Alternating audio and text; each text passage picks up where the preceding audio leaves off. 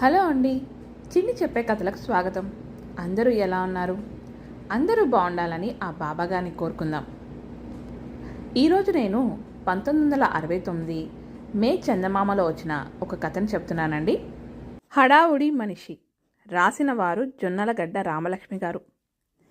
విద్యావతి బద్ధకం మనిషి కాదు, కానీ తాను చేయవలసిన ప్రతి పనిని గోరంతల్ని కొండంతలు చేసుకుని మరీ భయపడిపోయేది. విద్యావతి భర్త రాజుగారి కొలువులో ఉండేవాడు. ఉదయం వెళ్ళిన మనిషి మళ్ళీ రాత్రికే వచ్చేవాడు.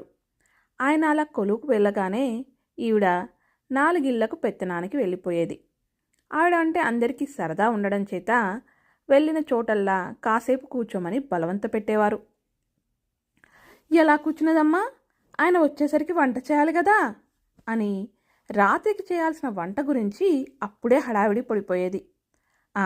వంటే ముందులే వదినా, ఇద్దరేగా మీరు అని ఒక ఆమె కూర, ఇంకో ఆమె పచ్చడి ఇచ్చేవారు.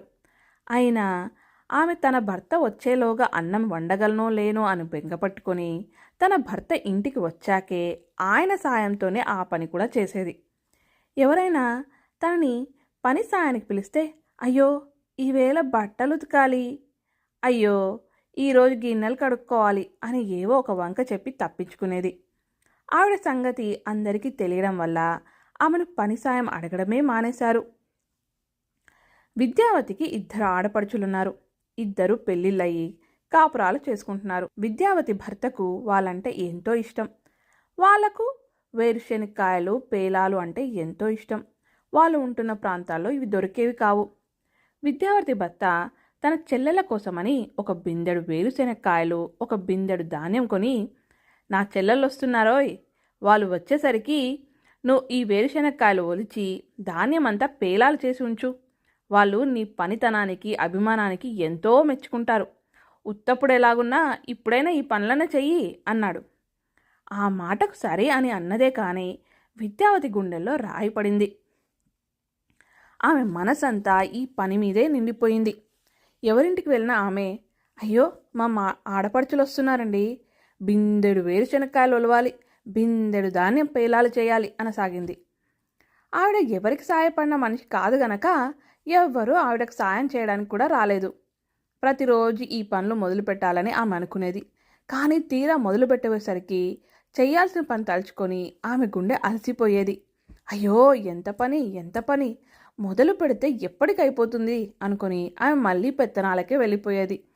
అయితే స్థిరంగా ఎక్కడ కూడా కూర్చోలేకపోయేది. రానున్న ఆడపడుచులను, వాళ్ళ కోసం తాను చేయాల్సిన పనులు తలుచుకొని ఎంతో ఆరాటపడేది. ఆడపడుచులు రావడానికి ఇంకా 10 రోజులుందనగా విద్యావతి పెత్తనాలకు వెళ్ళడం కూడా మానేసింది. ఆవిడకు పాపం ఎన్ని పనులున్నాయో ఏమిటో అని అందరూ జాలిపడ్డారు.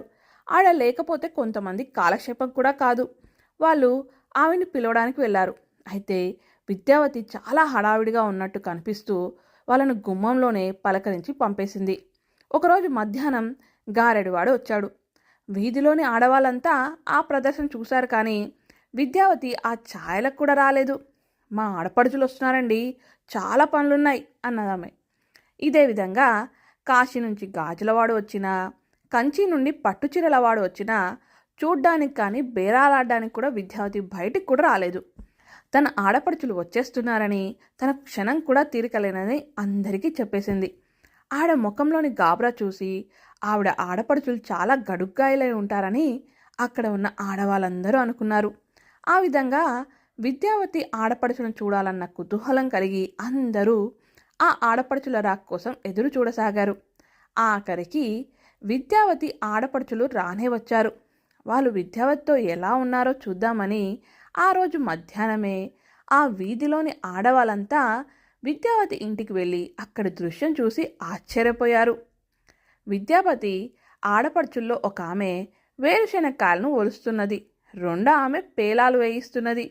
విద్యావతి మాత్రం హడావుడిగా అటు ఇటు తిరుగుతున్నది.